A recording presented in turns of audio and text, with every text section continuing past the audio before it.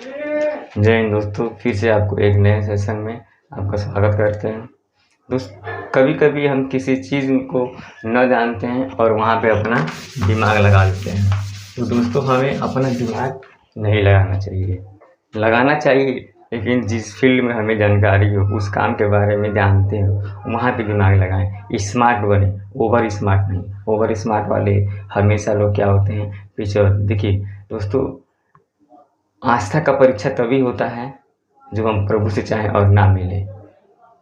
दोस्तों, इसी प्रकार हमारी ज़िंदगी में सारी चीज़ें जो हैं वो पहले से तय हैं, वो चल रही हैं, वो सब ऊपर वालों का लिखा जोखा है। अगर उसमें हम अपना दिमाग लगा देंगे तो फिर फेल हो जाएंगे। जैसे चल रहा है चलने दीजिए, भगवान पे भरोसा रखिए, सब अच्छा होगा। दोस्तों, एक एग्जाम्पल के माध्यम से और एक कहानी के माध्यम से आपको समझाना चाहूँगा।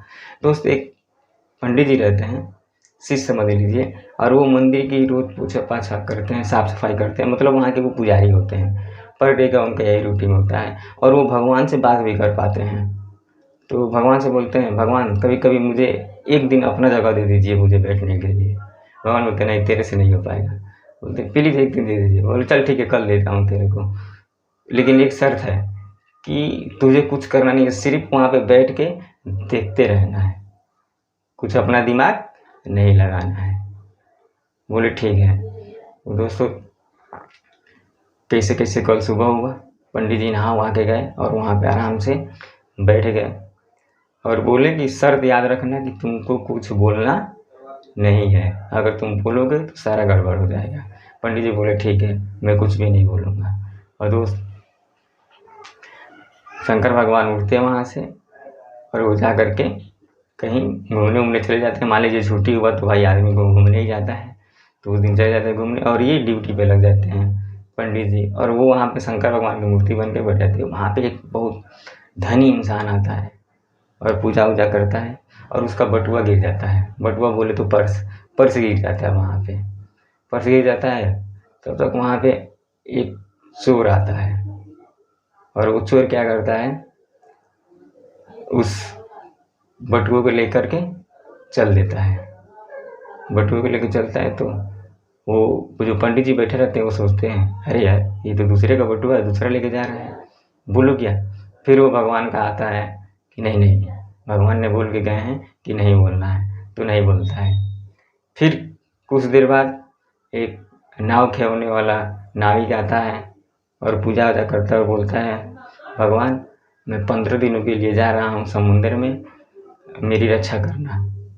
तब तक वो जो सेठ आदमी होता है जिसका बटुआ गिरा तो वो पुलिस उलिस लेकर आता है और इसको पकड़ लेता है, किसको, नाय वाले को, और बोलता है कि मेरे बाद जाने के बाद यही जस्ट आया हुआ है, ये इसी ने मेरा बटुआ लिया होगा। और पंडित जी बोलता है, अरे यार ये तो घोर अन्याय हो रहा है, मुझे अभी इससे बोलना चाहिए।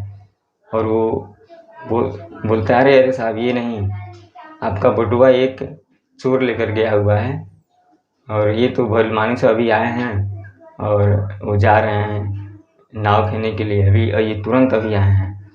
तो पुलिस और सेठ वो तुरंत गए, वो लोग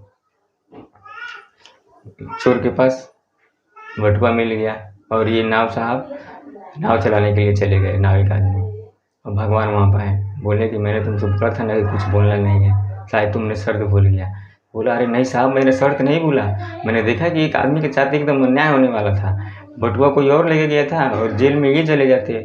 बोले, अरे मैंने ये सब पहले से प्लानिंग कर रखी थी, तेरे को मालूम है जिसको तू चोर बोल रहा है वो चोर नहीं है, वो एक गरीब इंसान है, और उसके घर उसकी माँ बीमार पड़ी हुई है और उस पैसे से उसकी दवा करानी थी।